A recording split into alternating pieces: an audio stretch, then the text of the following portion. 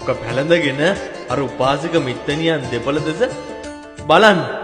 කො පැලඳ ගන්නකො. බලපන්නම් කීල් දාන්න කිරිබත් කාලා ඉන්න පුළුවන්ද? මං හිතුවේ චිකනු ඉදියාප්පයිවත් දෙයි කියලා. මුන්ට දාන්න දෙන්න බෑ නෝ දින්න ඕන. කාලා කන්නේ. අනේ දක්කේ මූ හිතන්නේ මේ අපි බාගට කාලා ඉන්නවා කියලා. මටත් මේ කිරිබත් වල දෙකයි දැම්මේ. ගිලන් පස් දෙනකම් ඔහොම ඉන්න පුළුවන් දක්කේ.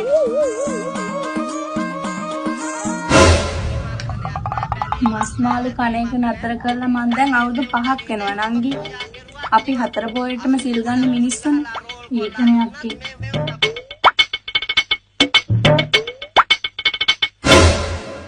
දවල් දානෙට නම් චිකන් දෙන කතාවක් කියන්නේ. උඹ එතකොටවත් වැඩිපුර ඉල්ලගන්න. හා අක්කේ. අද පොය නොතිබ්බනම් මං කාන්තිට අහවල් එකේ ඇඟිලි ගහගන්න කියන්නේ. මගේ සීට්ටු සල්ලි දුන්නෙත් නෑ තාම. කාන්ති දුන්නේ නැද්ද? නෑනේ අක්කේ. උඹ සීට්ටු සල්ලි ගෙනල්ලා දුන්නෙත් නෑ නේද? මේ හෙට වෙනකොට ගෙනල්ලා දියන් ඈ. මං එපා එක එක ගාවට දෙකර නැමෙන්න. සල්ලි ගෙනල්ලා දෙන්න බෑ නම් වෙලාවට සීට්ටුවට එන්න නැතු ඉඳහන්. මොකටද පට්ට බැලි තෝ කියන්නේ? මම හෙටතොට සීටු සැද ගෙනත් දෙන්නම්.